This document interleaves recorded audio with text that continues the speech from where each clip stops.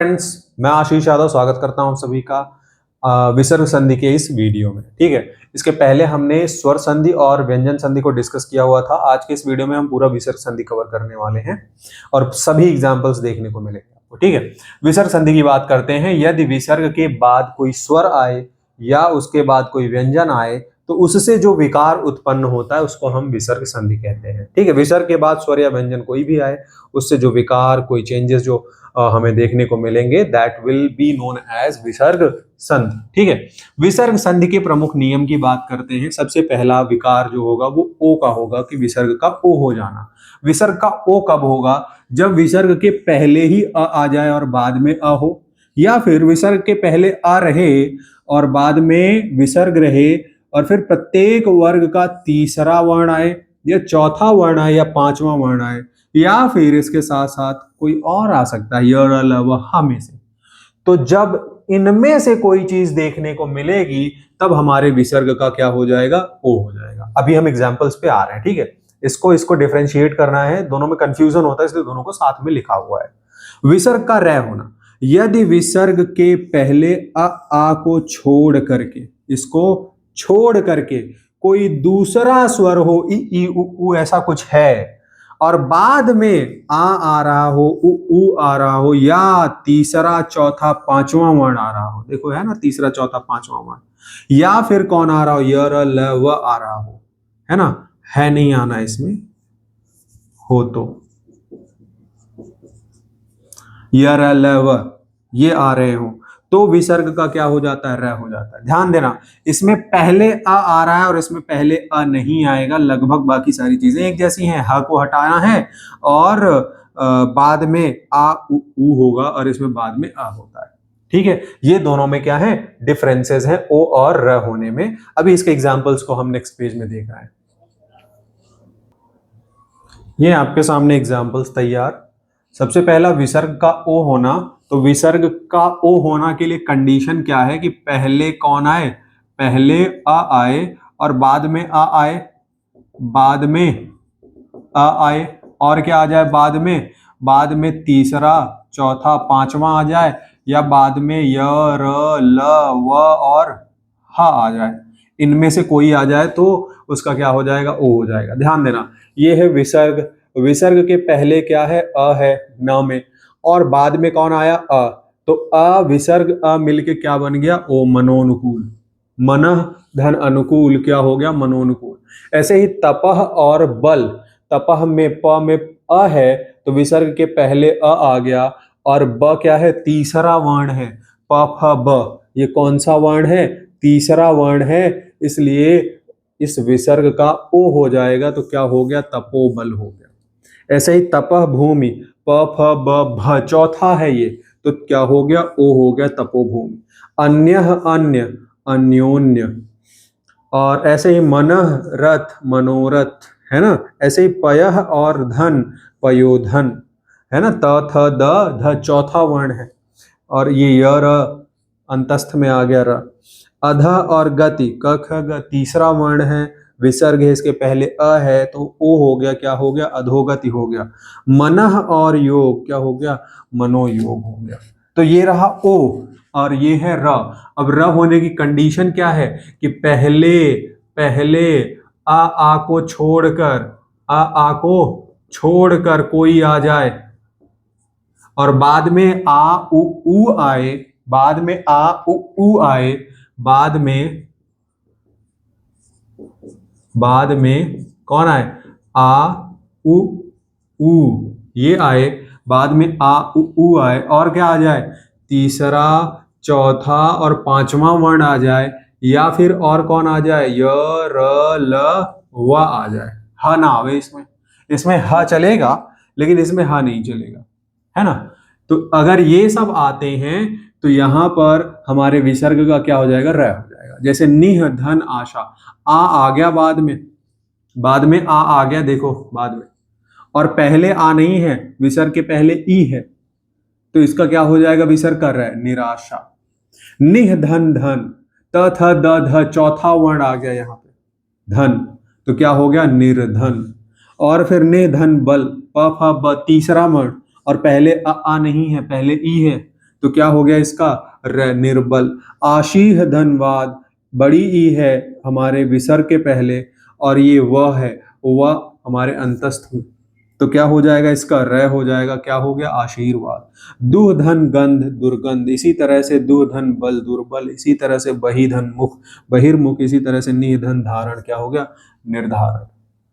आ गई बात समझ में? आई होप ये चीजें क्लियर हो गई हैं।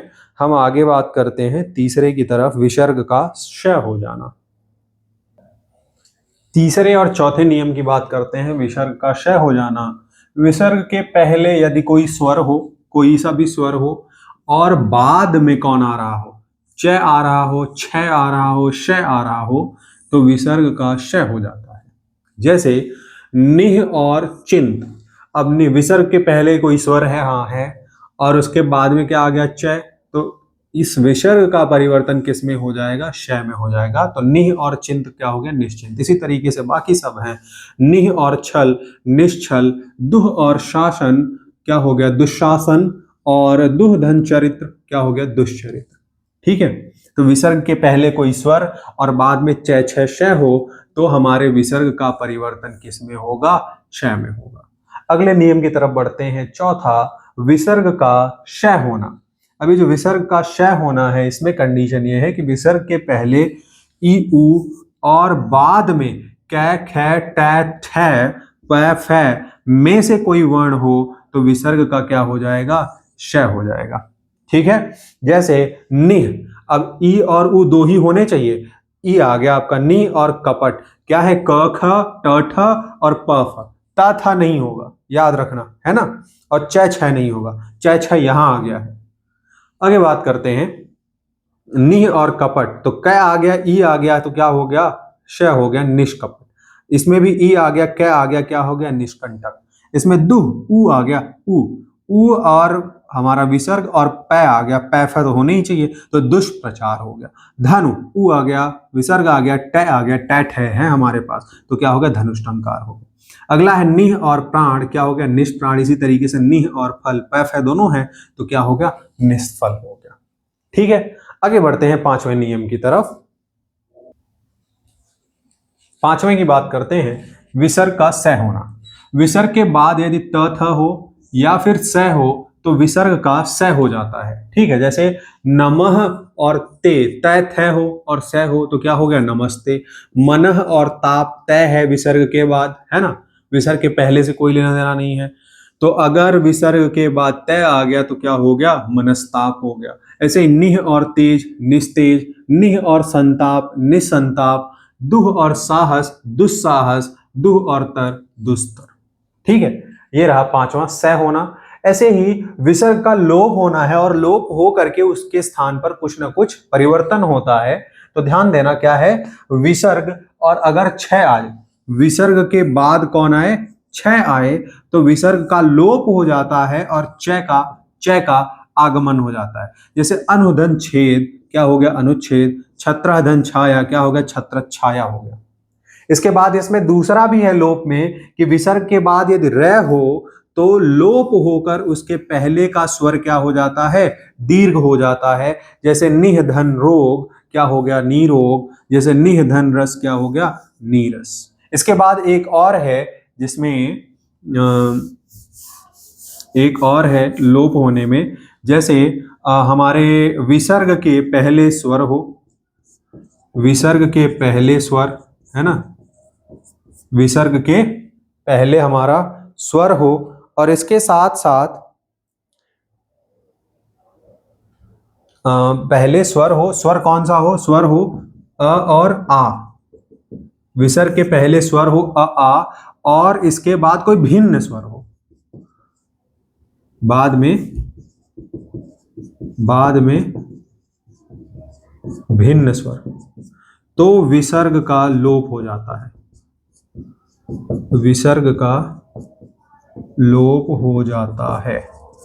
ठीक है, ये तीसरा वाला है इसमें। और इसमें उदाहरण है अतः और एव, क्या हो जाता है अतएव, अतएव है ना। इसमें विसर्ग का लोप हो जाता है, उसके स्थान पर कोई नई चीज नहीं आती है। बढ़ते हम अपने लास्ट नियम की। आगे बात करते हैं 7वें नियम की, विसर्ग में परिवर्तन का ना होना।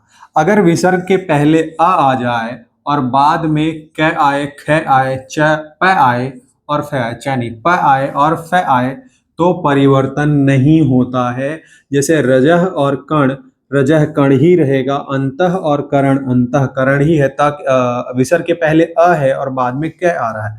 प्रातः काल, प्रातः काल, पुनः फलित, पुनः फलित, अंतःपुर, तो क्या है अंतःपुर, है ना। इसके कुछ अपवाद भी हैं। अपवाद में है हमारा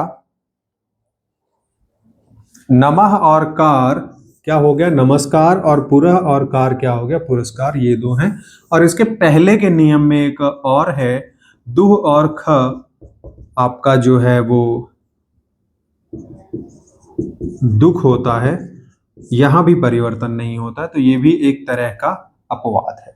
ठीक है, यहां हम खत्म करते हैं अपने इस विसर्ग संधि को। अगले वीडियो में हम कुछ 100, 200, 250 शब्द जितने भी हो सकेंगे उन सभी शब्दों का क्या करेंगे, हम संधि विच्छेद करेंगे, जो कि बहुत ही इंपॉर्टेंट होगा और लगभग हर एग्जाम में देखने को मिलेगा। Okay, till then bye bye.